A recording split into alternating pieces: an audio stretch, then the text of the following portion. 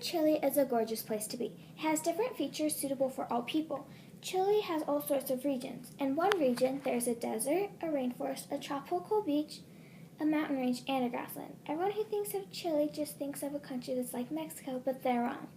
There's so much more to Chile than how it looks. For one thing, in a certain part of Chile, along the mountain ranges, there is an exotic place with over 1,300 volcanoes that are still active. So when people come to this country, one of the first things that often crosses their mind is how did everything here get to the way it is now?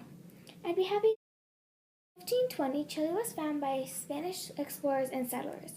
Technically, the Chileans were here first, but Spanish wanted more land so much that they decided to take it over. They won the fight they put up, but Chile wasn't into losing for long. So in 1891, Chile started the war that's known as the Chilean Civil War of 1891. Chile won and got their land back and gained their independence. Something else about Chile that makes Chile Chile is that it wasn't known for slavery, but they actually had some. The weird thing was they didn't want it or need it. A ship was going towards Bolivia carrying slaves, but they stopped and stayed in Chile. So Chile got slaves. Unfortunately, the Chileans were controlled by the junta, very strict military officers. Luckily, the country of Chile broke free of junta control in 1973. But then there was the war. Chile won their independence, but it was a struggle. The Chileans wanted their own country, but to do that, they needed to fight. They didn't have the stuff to fight Spain, but they tried anyway, and they used what they had. By all the flaws in Chile's weapons and plans, they won and earned their country.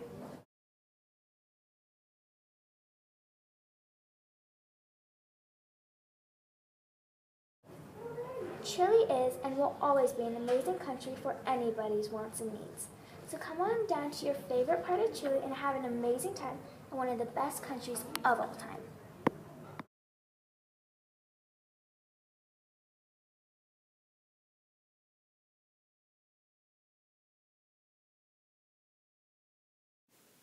Chile is a beautiful place with all of the mountains, beaches, glaciers, and the desert.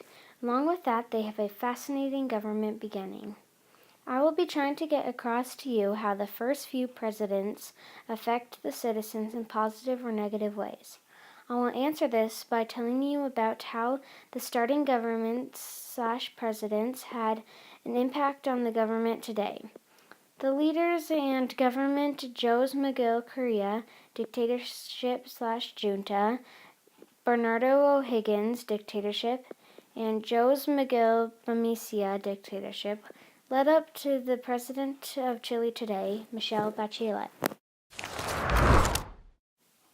In 1811 through 1814, Jose Miguel Correa was president of the first Chilean government council. When he got there, it was ruled by junta who obeyed King Ferdinand VI of Spain. Later, Correa was accepted to be dictatorship, but the southern city did not like it. The royalists started to attack the patriots and started to get some Chileans to join their side. During the second royalist versus patriot battle, Correa lost it and ran his horse into the ocean, leaving the country alone. O'Higgins stepped in and helped.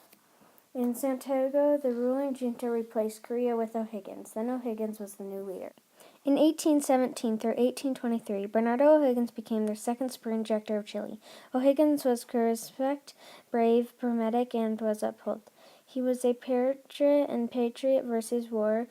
When Correa backed down, he jumped in. Even though he had a bullet in his leg, O'Higgins continued to fight. Later, O'Higgins became the commander of the army. Now the royalists caused the patriots, O'Higgins' side, to abandon Santiago. Then, in 1817, O'Higgins' army defeated the royalists, clearing Santiago, finally getting freed in the year of 1818. O'Higgins improved the military and established different branches. Later, there were much more presidents that didn't do so much for Chile until Jose Miguel Bamicia. In 1886 through 1891, Jose Miguel Bamicia was the 11th president of Chile. Bamicia was a dictatorship government. He wanted to improve the nation by social programs for the poor, educated, infrastructure, and land reforms. Bonifacio was going to do that with some of Chile's wealth. There were also other things he used Chile's wealth for, the country. Bonifacio also started a civil war. The president of Chile today is Michelle Bachelet. They are the government that is democracy, electing their presidents for a 4-year term. All of these starting leaders affected Chile's government today. They learned from the leaders before, and now they have a successful government. Some of the leaders were mistakes and disappointed the country, but others did a lot for the country. Chile's economy is everything to daily citizens located in every one of the 291,930 square miles in Chile. Overall in the world, Chile has the 7th most free economic system in the 2015 records. Chile has a market-oriented economy characterized by a high level of foreign trade and repetition for strong financial instructions. Many different things about Chile's economy helped Chile become one of the strongest, most well-run economies in South America. The main focus question I want to observe here is to talk about how Chile's economy has evolved over time. That question is what I will be telling everyone throughout this part of the documentary. Chile's economy has made much of their profit from exports, but at the same time, Chile has to pay money to receive imports from other countries. Some of the popular exports include grapes, oats, apples, peaches, beef, and timber. Those are some of the most popular exports, but Chile still has hundreds of more things to offer from many countries. The U.S. is then the country that helps out Chile the most by all of its exports that are brought to Chile. Chile exports most of its resources to China and the U.S. Chile gets imported basically anything that is needed to survive as a country down in South America. A cool fact about Chile's exports is that 40% of the GDP comes from the exporting items. Exports majorly affect Chile's economy because they have to pay people to get and make the resources, but they also gain money by exporting it. Chile has to pay money for their imports because they have to pay for the resources to survive.